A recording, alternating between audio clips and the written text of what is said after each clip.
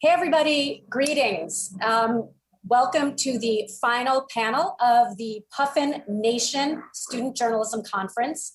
I know that I can't hear you, I can't see you, but in my head and in my dreams, you're all like shouting back at me, saying hello, welcoming all of us to your screens.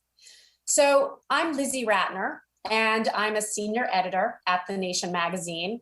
The Nation is my one true great journalistic home. I started out as an intern a long time ago. I did some freelance work, became a contributing editor and writer, and now I am an editor.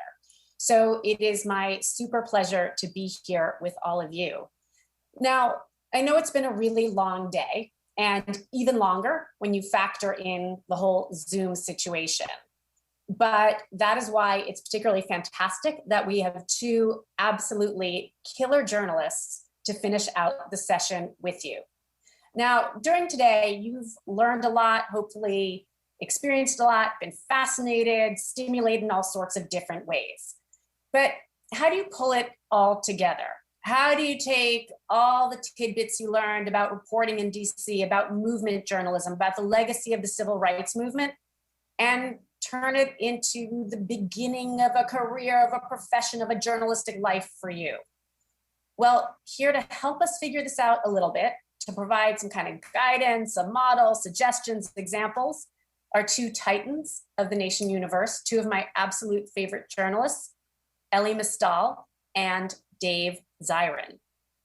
Now, you probably know a fair amount about both of them, but I'm going to do the formal thing and read you an introduction about them. You're going to listen to my reading and say that it's gorgeous reading, so fantastic, I should be an audible presenter. So here I go. Dave Zirin. Dave is the Nation's sports editor. He's the author of 10 books on the politics of sports, including the forthcoming The Kaepernick Effect, Taking a Knee, Changing the World. He's a frequent guest on ESPN, MSNBC, and Democracy Now! And he also hosts the Nation's Edge of Sports podcast. Ellie Mistah. Elie is the Nation's justice correspondent and a columnist. He covers the courts, the criminal justice system, and politics. He's also an Alfred Nobler Fellow at the Type Media Center. Ellie's a graduate of Harvard Law School, a former associate at Debevoise and Plimpton, and the former executive editor of Above the Law. He's a frequent guest on MSNBC and SiriusXM. In January 2022, he's going to publish his first book, Allow Me to Retort, A Black Guy's Guide to the Constitution.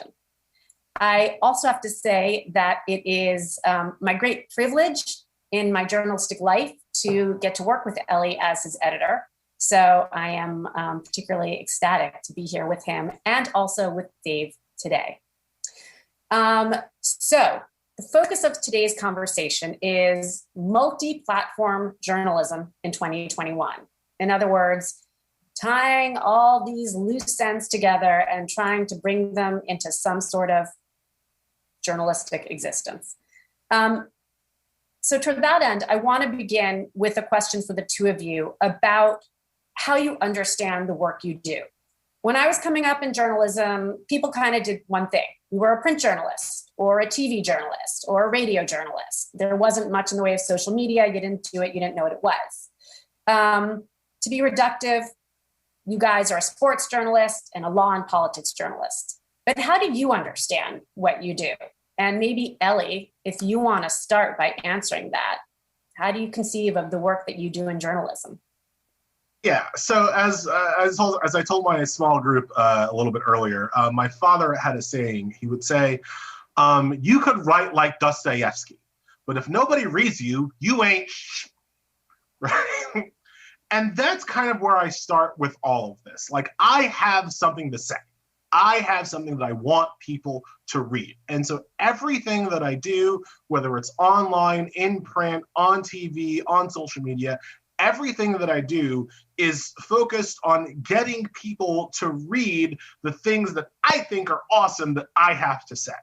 And I will use any tool at my disposal to get you to listen to me, basically. My wife likes to say that, if it wasn't for her, because she's like the smart one in the family, I would be the guy kind of wearing a sandwich board on the street corner trying to hand you literature to come to the rec center after school. Like, I am that guy. I have a point that I want to make, and all of this is just are just different tools, different mediums to get people to listen to my point. I try to meet my readers and my viewers where they are. You know what I'm saying? Like, some people like to read, some people like to watch TV, some people like to listen to the radio while they're in their car. I try to come at you from every direction people will allow me to, essentially, to express my points about where this country is and where I think this country needs to be going.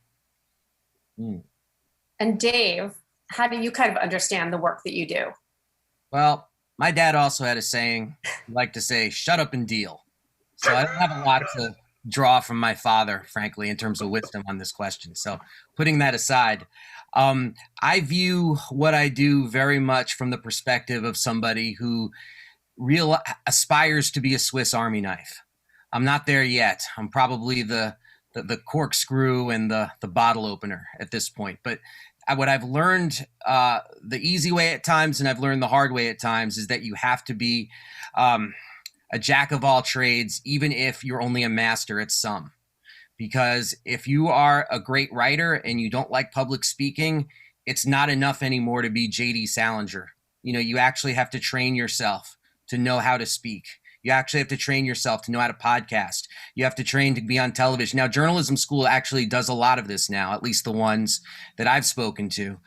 So journalism school, to me, much more than when I was coming up, seems like something that could be an important part of the picture in terms of becoming a journalist. When I was coming up way in yesteryear, back in ye old 20th century, I got a job at a newspaper. I never went to journalism school. I learned my trade by filing on deadline, by going to high school basketball games that ended at midnight, doing things that the old ink-stained wretches did of decades past. But it became very clear to me, I think it was about the time the newspaper went under, that this probably wasn't the way of the future. And so figuring out not just what's next, but what's now becomes very important for being a journalist, and actually and realizing that 99% of this is sweat equity.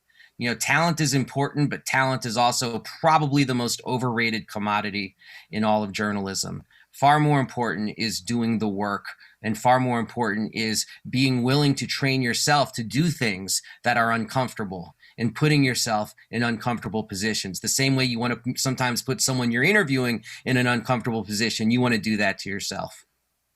So that's actually a really good moment to ask you two, what's hard for you in journalism? You are both jack of all trades, as you said, or Swiss Army knives. You're doing a multiplicity of things.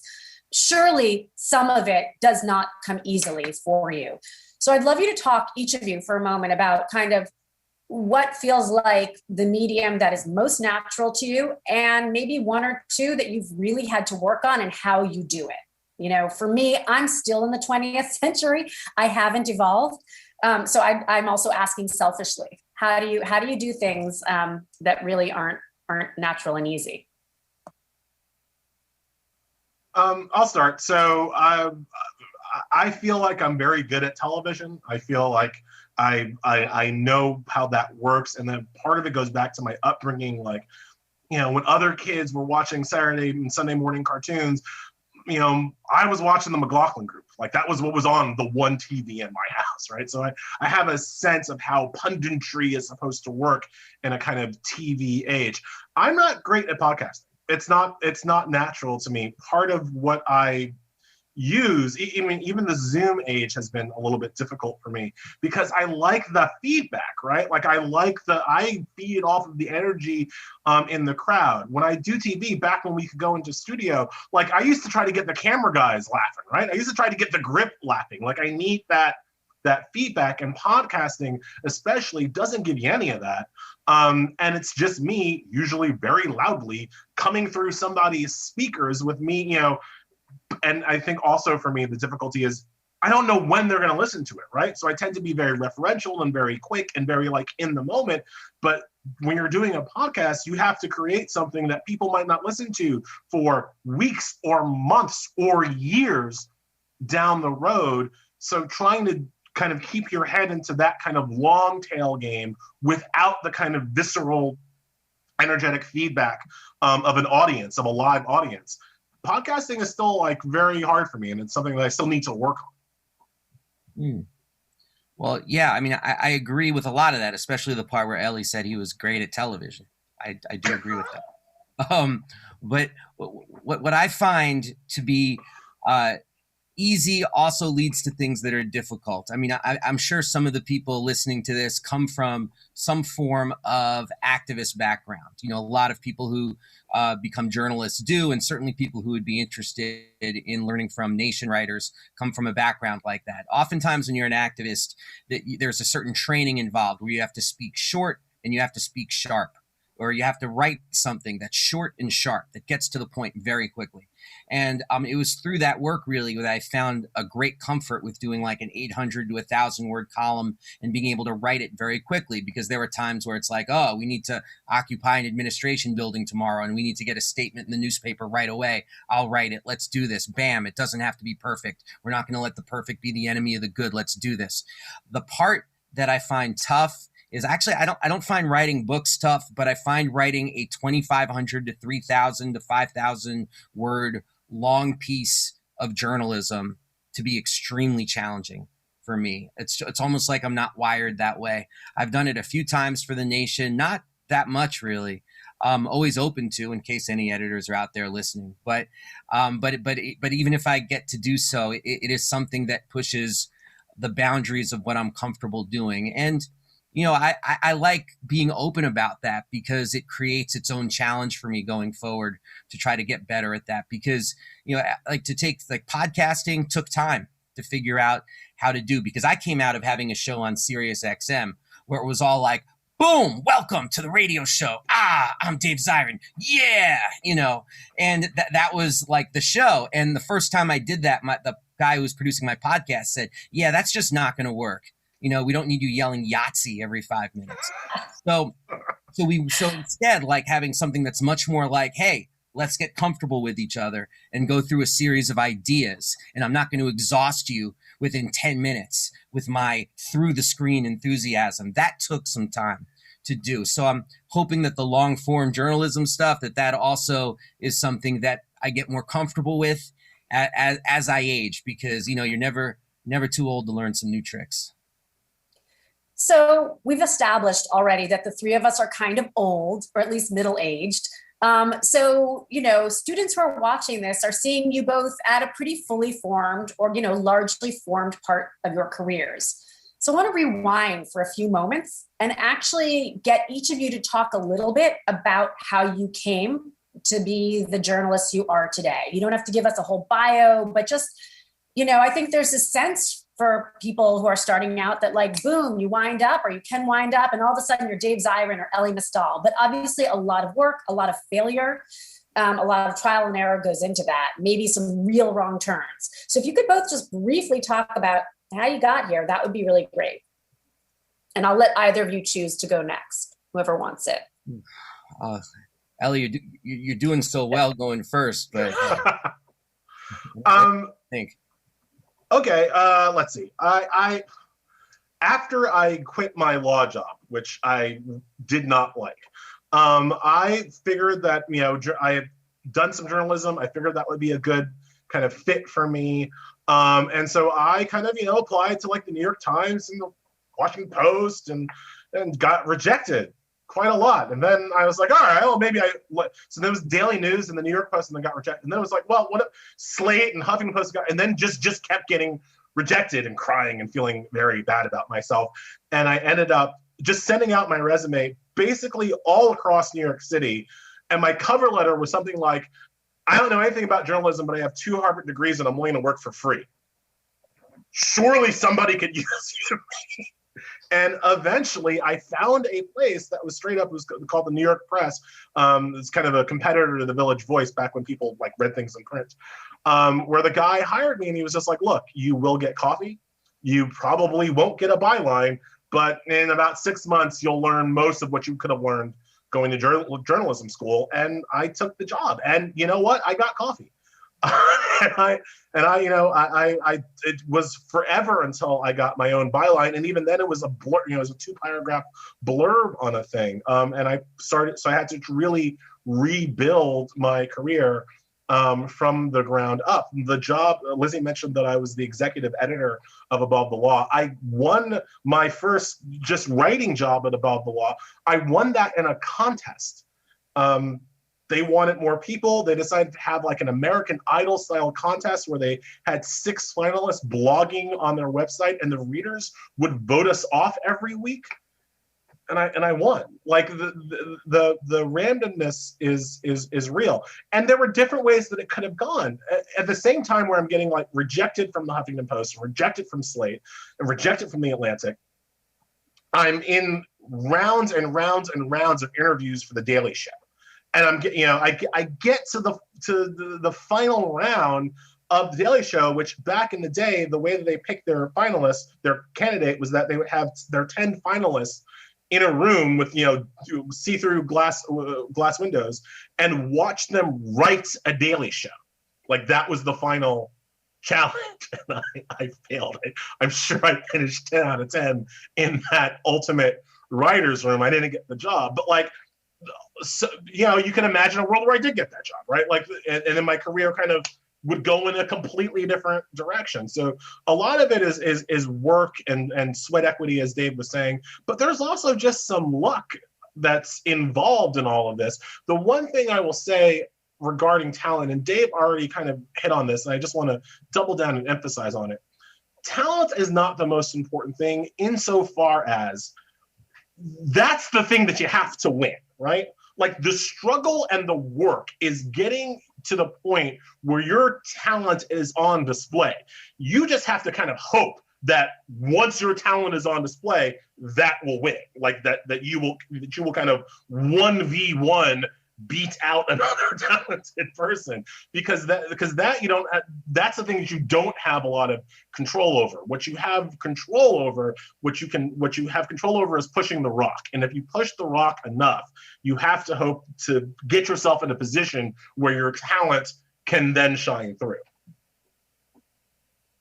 Yeah, I'll just say that what I've learned, in addition to things about Elie that I didn't know. So I guess I've learned a lot of things. What I've learned along the way is that you really have to love the journey and not just focus on the destination. If you have a destination in mind that involves a fame, profile, monetary success, I think you're setting yourself up for failure. I'm not saying it's not going to happen, but I'm saying that the people who tend to get there, it's because they're focused and enjoying the journey. They have a love for the journey. The first time I ever got paid for writing, I felt like I was stealing. I was like, oh my God, I love to write so much, and someone just paid me to write something. To me, there was nothing better on earth. That being said, I was working for a small town newspaper in a very conservative part of Maryland, where I had to sell $500 worth of ads a week for the newspaper, and every dollar I did not make towards $500, like say I did $400, I was docked $100 from my paycheck. And if I got over $500, I didn't see shit. So it was like that $500 gap. I had a boss then who kept a loaded gun in his drawer and drank. I mean, these were not good times by any stretch. And it was also, like I said, very conservative. I was dumb enough to have an anti-war bumper sticker while my car was parked in front of the newspaper. Someone put a brick through my back window. I mean, all sorts of terrible things. But I was being paid to write, and that felt so amazing. And what I did was I said, and this is, I don't know if people can glean anything from this, but all I wanted to write about was the intersection of sports and politics. That's the only thing I cared about from college. I was like, this is my passion, and it might not exist as a beat, but to me, there's something real here. And so when I applied to newspaper jobs, I said, look, I'll do anything. I'll cover anything. I mean, I covered the police union in Prince George's County, Maryland, which is one of the scarier things that one could do for anybody who's not in the police union. Like, and I was willing to do anything as long as I got a little bit of space for 800 words about whatever sports politics thing was tooling around my head. That's all I wanted, was that precious little piece of real estate. And I would have been happy doing that for absolutely the rest of my life. I mean that with utter sincerity. A living wage and writing about sports and politics. You know, I am a happy dude. I am winning life. And then my brother-in-law, he started posting my columns for this small newspaper on the internet. They were read by one of my heroes. I couldn't believe he was reading it, named Bob Lipsyte, who covered Muhammad Ali, and he's been published in The Nation. And he called up his friend Katrina vanden Heuvel and said, "Hey, you know, you've talked to me before about writing more sports. I think there's someone here who might be able to do it for reals." And then Katrina got in touch with me, and that was how I ended up at The Nation. That was 15 plus years ago. And like Lizzy, I really couldn't imagine another place, because what I want out of writing is what The Nation provides, which is terrific editorial work and full-scale defense if I piss anybody off. And that's all any writer can ask for. So that's actually a perfect segue into a question I have about the journalism you both do and, you know, your political passions. You know, in journalism, you're supposed to kind of have a beat. As we talked about, you do sports, you do law, and you're not supposed to stray that much. But the two of you do this kind of marriage of your political commitments and your other interests, which probably aren't actually, you can't really differentiate the two of them. But so my question is, you know, when you were starting out, Dave, clearly you couldn't do that for many other publications. How hard is it at this point, or how easy is it for you two to do the political and journalistic work you want to do? Is The Nation the only place? My sense is, I don't think so. I know we have more competition these days, but so yeah. How have things changed? And how do your politics kind of either open up or limit the work that you guys can do? Oh my goodness. You know, I used to make the same dumb joke 15 years ago, which is, hey, we're going to have a sports and politics writers convention. It'll be held on my corner phone booth. You know, and it generally got polite smiles. I'm politely smiling. Yes. I was better than people throwing things. But so there was, it's not even that there was a small pond, there was no pond. Other than when I would go to events, when I would go to games, when I would go to sports union meetings, I would have some of the older sports writers who I really admired. They would come up to me and almost whisper to me as if we were in, you know, in the Eastern Bloc in the 1970s and 80s. They were like, "Hey man, I like what you're doing with the politics thing, but you know, just keep it on the down low if you don't mind." And so I was like, okay, great. And that's changed dramatically in the last 15 years, as you said. The Washington Post has a sports and politics writer, editor. USA Today has one. They call it Sports and Culture. The Atlantic regularly publishes my friend Jamel Hill. This is a bold new world in which we're living in. And the reasons why are because the world itself has opened up. The world is polarized. There's crisis that's reflected in the world of sports, protesting athletes. We're all familiar with what's been on the scene the last 10, 12 years or so. It's been very dramatic. It's largely been the collision of the Black Lives Matter movement in the world of sports, and people facing and confronting institutionalized and systemic racism in sports has opened up a whole host of other issues around women's rights, trans rights, LGBTQ rights. Like it's not unlike in the 1960s. It's had a ripple effect, the Black freedom struggle, into these other areas, and opened the door for new kinds of writing. So now I'm a fish in a not even a pond, but a pool. And I love that. I mean, bring it on. I love it because it means more debates, it means more discussions, and it also means there's an opportunity for me to try to push it even further in the direction that I want it to go. That's very hard to do when you're by yourself, being like, well, why aren't we talking about sports in the occupied territories of the West Bank and Gaza? And people are like, who are you talking to?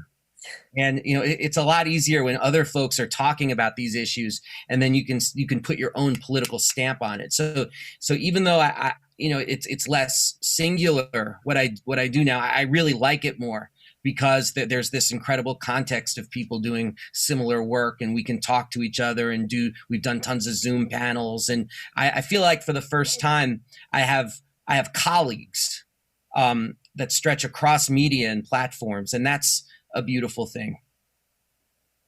Elie? I mean, it's weird, right? You would think that law and politics and race was actually enough of an amalgam that there'd be a lot of people doing it, that it wouldn't be, a unicorn, that lots of people would talk about certainly issues of like Supreme Court law and how that impacts race and politics. In reality, there are not a lot of people doing it.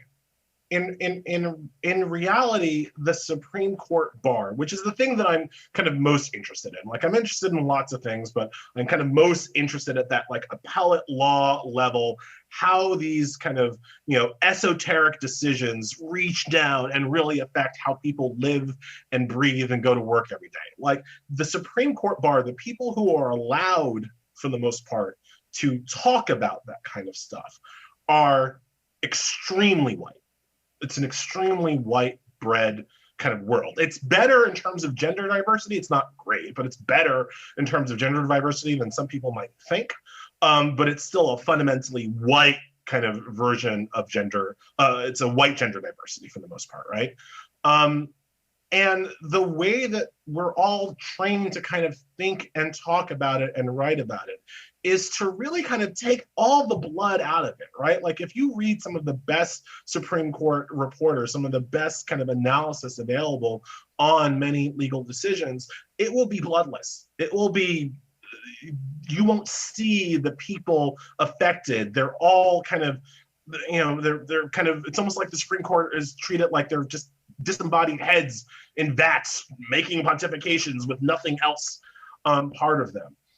I come at that from a completely different perspective. I come at that with passion and rage. I am not a dispassionate analysis of things that are going to decide whether or not gay people get to start a family or people get choked by cops. I don't know how to be dispassionate about those issues. I'm not.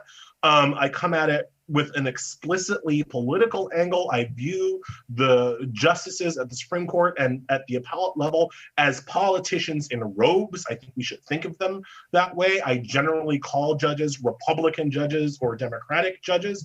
Sorry, Roberts. I think that is how they are.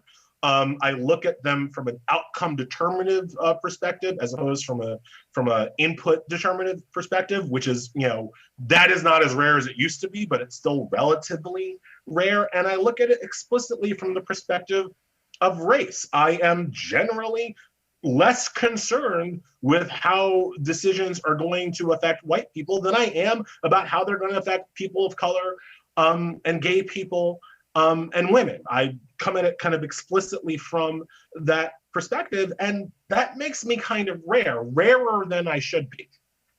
So if I go to the New York Times and I'm like, hey, it seems like you guys could use, another court reporter, like, oh, we have a court reporter, and it's, whatever. Right? If I go and I try to convince somebody, a different publication for why we need to talk about law and race at the same time, I'll get a lot of askance looks. So while the thing that I do should be a little bit more obvious that people should be doing it, it's still relatively rare, and the Nation is one of the only places that lets me do it. Right, the Nation is one of the only places that I or any of you know where the Supreme Court reporter guy is also the Black Lives Matter guy, right? Like that's a amalgam of a job that doesn't exist in many other places. Whereas for me, I think it's the only way to do the job correctly. So I'm very thankful for the Nation in terms, David said, there's also like the protection, right? That I'm very thankful for the ability to not only do what I do, but to know that I'm doing it for a publication that's going to have my back. Because invariably I will say something that will piss off like the wrong justice. And it's important to have an entire organization behind me that's going to have my back on those days. Can I throw one more thing in? Yes, and I'm going to mute myself because that's my phone. Hold on, go for it. Okay. Well, Lizzy takes care of that. I just wanted to add one short thing, is that I mentioned about these other, because I think this is going to happen in Ellie's future, what I'm about to say, like in terms of more people doing it, precisely because Ellie's been successful doing it, it's going to become obvious to other publications, particularly as the movement grows itself. Because that's what I've seen in sports. Like a lot of these big publications, the USA Today's, they were also around during 2020, which was the largest period of protest over that summer after the murder of George Floyd in the history of the United States, in terms of sheer number of people, sheer municipalities that saw protests. And so there was I don't know how else to, there was a big business response to that, of course, and it's most known in like, Nike ads, we support Black Lives Matter and all the rest of it. But you see it, you also saw it in terms of publications, like, whoa, we need to look like we're catching up with these times. But a lot of times that's 50 miles wide and only an inch deep. And I know of several writers, great sports journalists who are hired on at places like USA Today and other publications to be that voice of, the Black, Indigenous person of color who's going to have the new perspective on sports, and they get fired because they sent a tweet that offended people. Not uncommon at all. And so it's like I would just say, take great care when you places you do work, that they are going to have your back and that they are not followers of a trend. Because I think you're going to see right-wing, and we're already seeing it, but like huge right-wing reactions to the protest mood in this country. That's going to affect who's hired and the amount of voices that are privileged and put forward. It's going to be, so it's be true to yourself and be true to what you want to write about and the politics that you hold, because the world is going to swing back and forth around you. And it's really only you that can keep your feet firmly on the ground, because the business will not keep your feet firmly on the ground. And I would just, pick out that goes double for your social media kind of profiles and things that you say. Like David said it exactly right. There are people who have been fired for tweets up in this business. And I say that as a person who will play pretty close to the edge on Twitter. I do not kind of self-censor on Twitter. I do self-censor in terms of like, I'm sober, which not everybody is smart enough to do that. But like, I don't self-censor myself on Twitter. I use Twitter to say, as I'm saying to my small group, I use Twitter sometimes to crowdsource my most controversial opinions. Oh, that seemed to strike a nerve. I can probably get 1,200 words out of that one. And it's critical that I work for a place that not only is not policing my Twitter account, which should just be that I couldn't live like that, but is willing to defend not just what I write on its pages, but defend my Twitter account, defend what I say on TV, defend me in all of these kind of media. We're talking about the multi-platforming. It's important to have like a main job that's going to defend you on all of the multi-platforms that you do that are outside of its air, right? If I go and embarrass, hopefully I wouldn't embarrass myself, but if I go and say something controversial on SiriusXM tomorrow, I have a good feeling that as long as I wasn't being an idiot, that the people on Monday when I come back to the nation will still be here for me and still be having my back. So that's really important to think about as you think about yourself as a brand and yourself as a multi-platform kind of presence. You need to pick your employer well, because not all of them are created the same. Well, I have 20,000 follow-up questions that I want to ask you all, or you two, but I am going to defer to our audience and to the students who themselves have a ton of questions for the two of you. So I'm going to start with a question from Emma G. And it begins to speak a little bit to what the two of you were just talking about, which is which of the different, she asks, and then I'm going to add actually a question to it. So she asks, which of the different platforms that the two of you use is the one that allows you to speak to the most people who may not already share your politics? And I guess the sort of related question is, which platform allows you to speak most to the people who share your politics, and which is most important to the two of you? Do you guys think in terms of that, about your audience? One of the phrases on the left that I find most repellent is when people talk about, oh, we can't just preach to the choir. Because anybody who's ever actually been in a choir knows that it takes a lot of work to assemble harmonies, to get people to sing as one, and to do the kind of work to make beautiful music. Like, they act like the choir is something that the left already has, and it doesn't. The left has a lot of discordant voices coming from all over the place. So there's tremendous value in speaking to that audience and trying to win an argument. But there is also value in what Emma, was that the name? Was that what Emma was? Yeah, it was. Yeah. What Emma was saying also in terms of speaking in uncomfortable spaces. So for me, I tend not to put a valuation on it, but I go on sports radio whenever I can, precisely because it can be a very ugly interviewer. The calls can be like, oh, this guy doesn't know what he's talking about, blah, blah, blah. And I like having that kind of duel with people who do not like hearing what I have to say, because maybe I'll influence some folks. It makes my argument sharper. Let's get uncomfortable together. Let's do this. So that's one thing. But I also really like if I'm doing like a talk at a bookstore, and obviously most of the people who come out to that are going to come out because they want to hear what I have to say. That's very friendly. But even getting into those debates with those folks provides the opportunity to hone the ability of the choir and hone my singing ability as well. And please, yes, I do mean that figuratively, not literally. But so that's the general gamut for me, is that I don't necessarily put a value judgment on it as long as I'm able to do it. Like, I want to be on sports radio. I also want to do my podcast, which of course goes to people who want to hear what I have to say. It all has value. As long as you're putting your voice out there, you are doing something positive for yourself and for your politics and for the ideas you're trying to represent.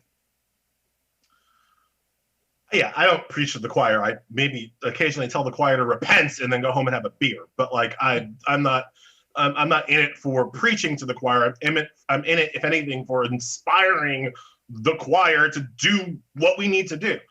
In terms of speaking to people that disagree with my politics, I feel like I do that every day, because I feel like most people actually aren't ready for the full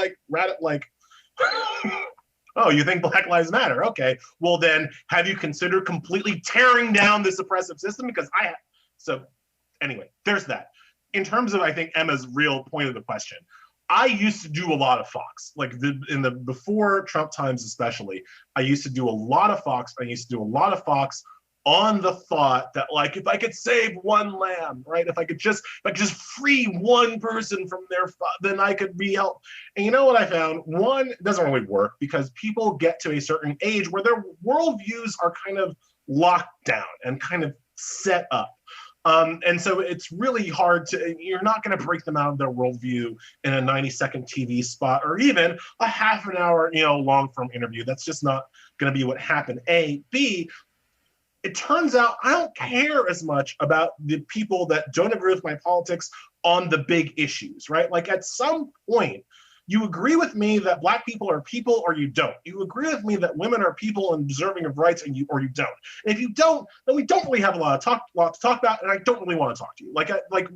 I'm not going to change your worldview on who has value in this country through media. Right? The only way that's going to change is if you have some kind of personal experience, you come to Jesus, whatever it is, that's on you. That's no longer going to be on me and not going to be my job, which is one of the reasons why I don't do Fox anymore. What I will do, and my family hates when I do this, because I get it takes a lot of kind of energy out of me. But I try once a month to go on C-SPAN Washington Journal and sit there because if you ever see C-SPAN, they got the independent line and the Democratic line and the Republican line. And I will sit there for my half an hour and take calls from Republican C-SPAN watchers and tell them the truth, usually about themselves, but sometimes about the world, about politics, whatever. My family doesn't like it because I get into such like just white knuckle, like, how do I not curse on C-SPAN to this lady? Like, how do it's difficult, but I view that as my, like, I don't want to say penance, but like that is my gift to the people who disagree with my politics. I will sit down and hear their calls for half an hour once a month. Yeah, and if I could just jump in, like I view the C-SPAN example as not dissimilar to sports radio in that you've got this broad cross section of people, and maybe you're not convincing the person who calls in and says this is ridiculous, but maybe you are giving confidence to the person who's listening and feels bullied by that very argument. And it's important for people in the broadly, and especially people who agree with us but are quiet about it, to see that we can win debates, that we have strong arguments that actually can stand the test of the heat of debate. And I think that that's an important role for somebody who sees themselves as a journalist with a mission, and somebody who is in this because we're trying to, we've got world-changing aspirations, whatever sphere of that world might happen to be. It's so important to show that our ideas can stand up to the heat. That being said, I do view, and people can disagree with me, but I do view Fox News as being an entirely different category of what we're talking about. I believe this is a billion-dollar corporation that exists to operate a 50-state Southern strategy. And when to be on one of those shows is a way that they try to use cover for the fact that they have a very particular mission of their own in mind. And it's not about media. It is about media, but it's not about truth. It's about a very particular mission that they have that's actually, I would argue, rooted in fundamental injustice. So there's something. Fox News is not there to debate. Yeah. Fox News is not there to debate. They're not there to engage honestly or fairly in any conversation. Dave's exactly right. Fox is there to use you as the potential liberal, as cover for their bullcrap. It is not worth it. I will occasionally, if they invite me, and this is in the before times before COVID, so who knows if this still happens when we open up. But I have been at Federalist Society debates. So Federalist Society is like the kind of evil conservative legal, debating society that's active on most law school campuses. And I will go debate FedSoc people where they live at their law school campuses because of exactly what Dave just said. Not because I'm going to win a debate with a FedSoc person according to the FedSoc person, according to the FedSoc rules of engagement, but because other kids, other 20-year-olds in the audience need to see me standing out there in the fullness of myself, fighting with those people and showing them that you can fight with those people, right? There's that line from Rocky 4, where he cuts Drago and the trainer says, you see, he's not a machine, he's a man. He can be hurt. Like, you have to see that sometimes. And so I will absolutely go, put my head into the lion's mouth sometimes just to show that you can cut these people. Shout out to the late character actor Tony Burton who said that line. Bless his bald-headed heart. So I'm going to move us along, even though I love listening to you both kind of opine on this, but we've got about 17 minutes and I have a lot of questions for you. So I'm going to target two quickly toward Elie. I'm going to kind of combine them. And then Dave, I've got some specific ones for you, but you can take a breather for a moment. So Elie, I'm combining two questions here. The first is from Austin Linfante, and I hope I pronounced your name right. And the question is, how do you report on the Supreme Court's proceedings as breaking news while adding in the nuance of what they truly mean for minority populations? Does that come natural to you? Or do you have to do extra work in a short amount of time? A related question from Max Saltman is, how do you balance the humor of your column with the ideas?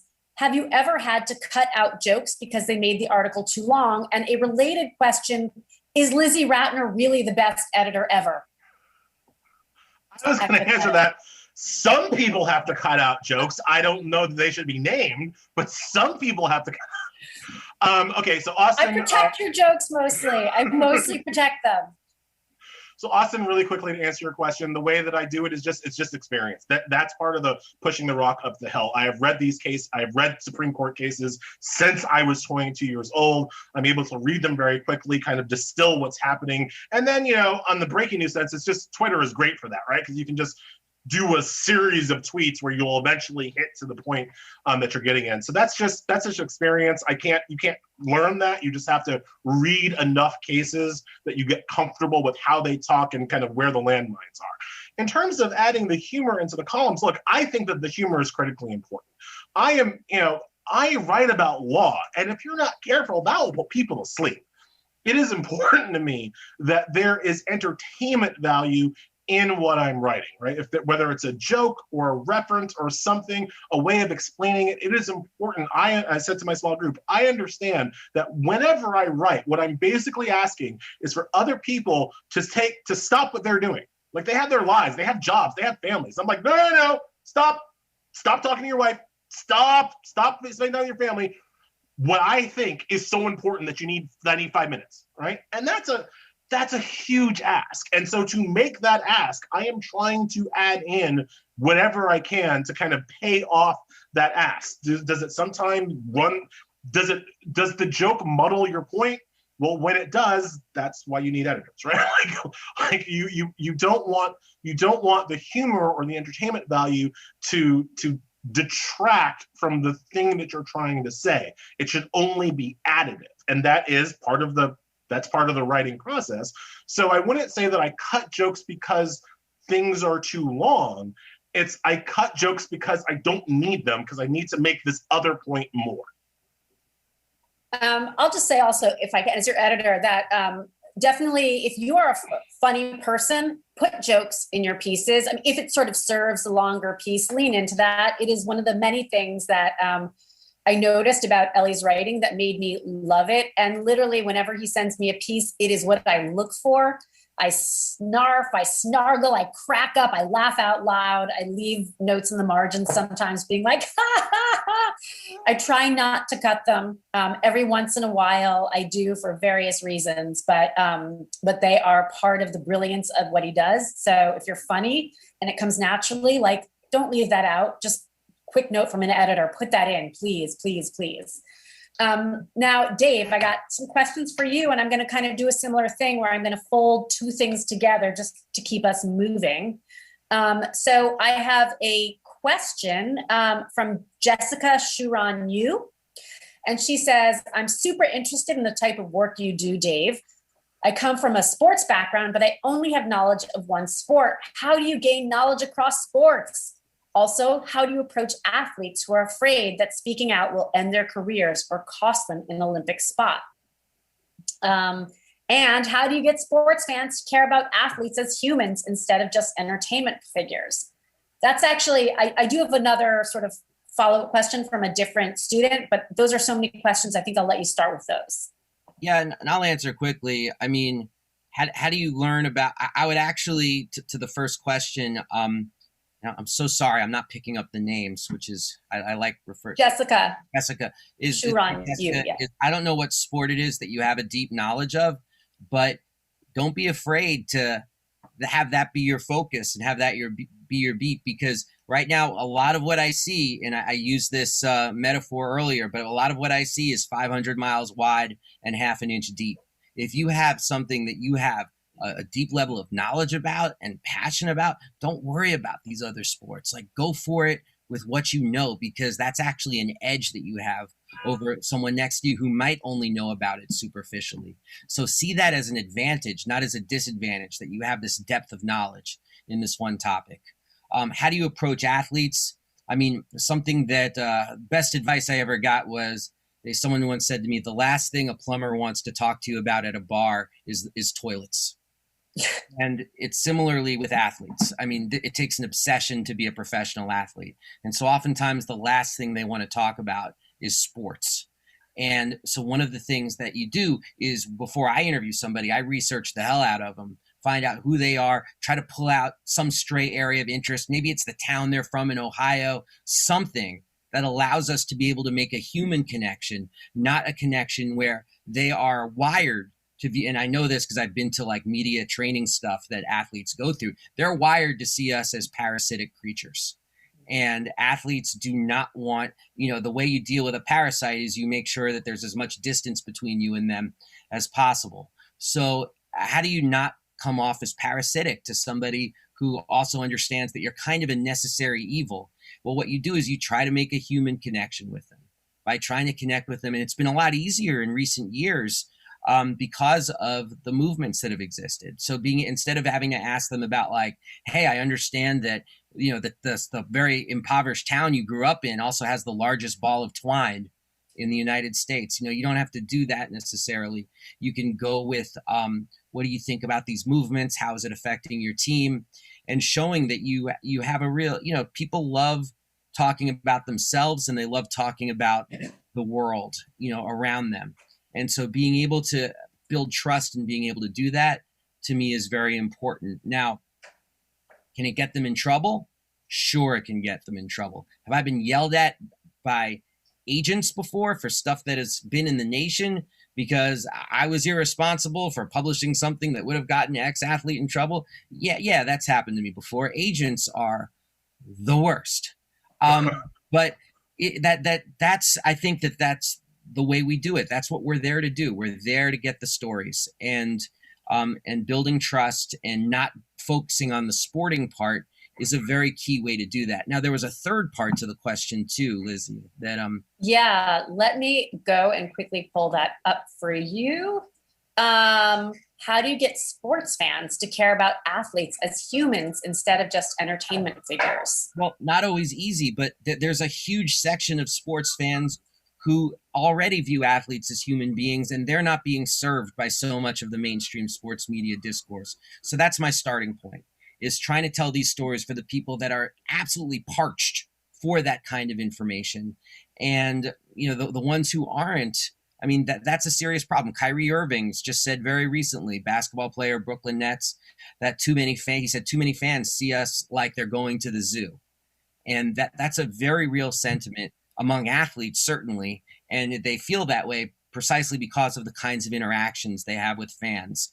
And fans, particularly the people who are able to afford to go to games and sit close to the players, are a particularly privileged lot. That particular group of fans that they unfortunately have to be in such close proximity to. So that's the way I would see it, is write the kind of writing that you want to write about. Don't be afraid to go deep into what you are good at and what you know. And also, attempt to connect with athletes on the basis of who they are, not necessarily what they do. Can I just piggyback on that really quickly? Because I think, that last question, I think I think one is approaching it wrong if they're thinking, how do I get other people to be interested in what they should be interested about, right? Like that's kind of not the job, right? The job is you're supposed to be the person who is interested in whatever the hell it is that you're writing about or talking about or expressing. And then you have to try to show other people why you're so interested, why this matters to you, because they're not going to care about it if you don't care about it, if they can't see that you care about it, right? So your job is to show why this thing is interesting, not to show people why they personally in their lives should stop thinking that way and start thinking like it, because it doesn't. But that's not how people move. That's not how people change. That's not how people become aware of things that they haven't thought about before. How people actually change, to the extent that anybody does, right, is that they see they are engaged, they are mesmerized sometimes by your passion and your interest in it, and then they're like, oh well, this guy seems reasonable and he's really into it. Maybe I should take another look at this thing or this aspect or this issue that I had previously overlooked. So I have maybe one to two final questions I'm going to ask. There's actually a whole bunch more, but we are, again, approaching the end here. So I'm going to kind of have us telescope out a little bit right now and just ask the two of you a question from Mohammed Owais Sabri. which is, he says, is very simple, but I actually think is not simple at all. How would you say that one should open themselves to new beats and new platforms? Are there any tips one should keep in mind while getting into new ideas as a journalist? And I just want to kind of ask you that, and then also tack one point on that you can kind of include or not. But we've talked about how the two of you kind of transcend any particular medium and also beat. And, you know, in journalism, there's this illusion that it's only journalists out there doing the work, that there's not this whole kind of huge system behind the two of you. So I'm wondering if, as you talk, you can also talk about the role of other people in your lives. And no, I'm not just talking, you know, trying to get you to toot my horn, Ellie, but like the role of institutions, the role of editors, the role of fact checkers, the role of mentors. Just how do you create new beats? How do you sort of go into these new areas, as this, as the student said, as Mohammed said, but also how do you get help from people in other areas of the profession to do this work? Because there is this illusion that journalists are just out there on their own and you have to do it all yourself. And once you're actually a working journalist, and if you hopefully work at a decent place, you know that you're not alone. So if you can just talk about like those other parts of the trade too, that would be great.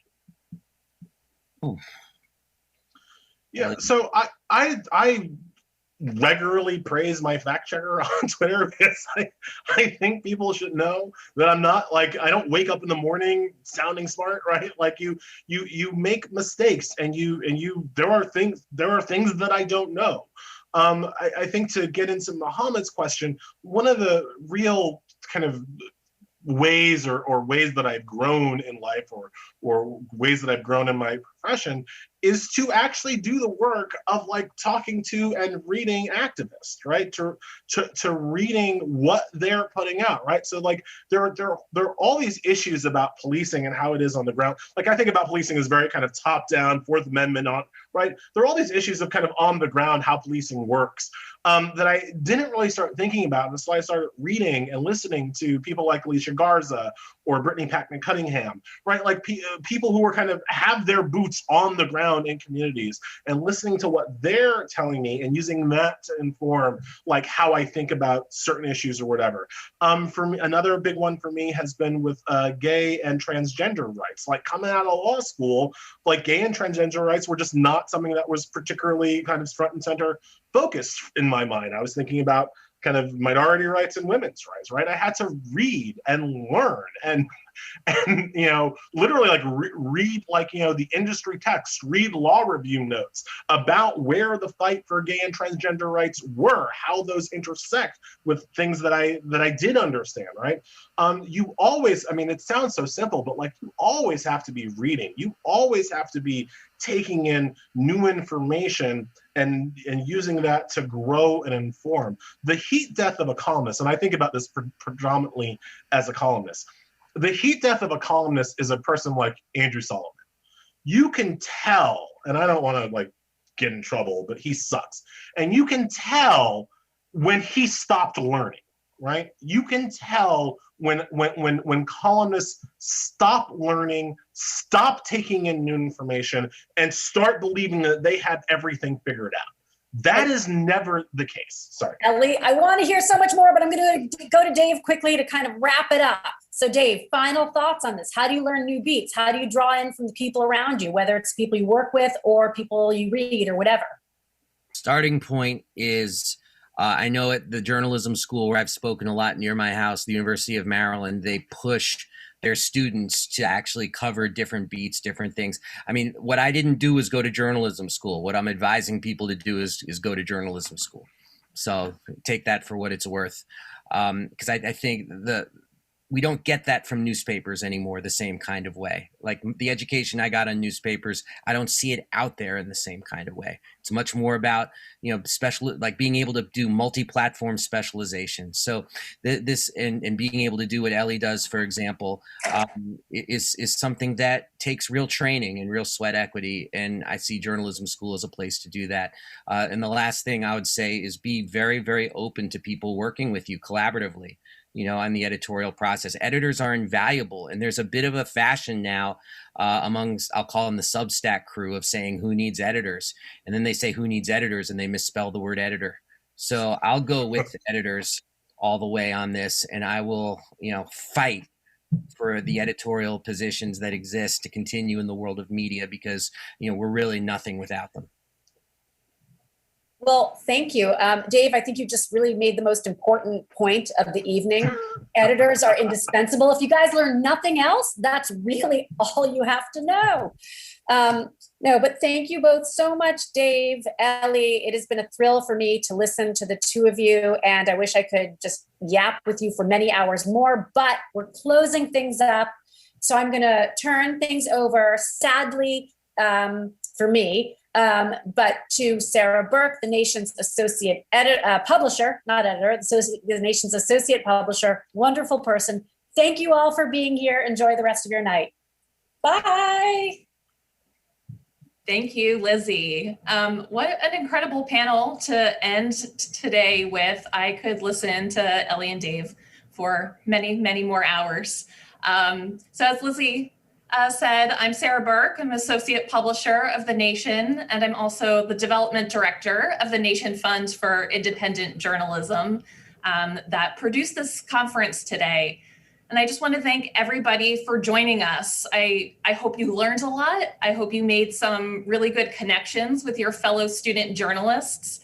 And in the coming days, we will share links to all of the recordings from today's panels, as well as contact info and resources so that you all can stay connected with each other, because that is a big part of what today was about. I hope you'll also stay in touch with us. Please pitch stories to our student writing vertical, Student Nation, and apply for our internship program. I know you heard from many speakers today that all got their start through the Nation internship. So I really encourage you to check it out. Applications for the winter spring session will open in July. So just around the corner, visit our website at thenationfund.org for the application and more information. And I also just want to thank our incredible sponsors, the Puffin Foundation and American University School of Communication, for making this conference possible. We're really, really thankful for their support, and today wouldn't have been possible without them. We are going to leave this virtual space open until about 6:45 or so. So please feel free to stick around for a while and chat with each other, or create a session room so you can keep the conversation going. And thank you all for being here today. I hope to see you all again, hopefully in person in the future. Thank you.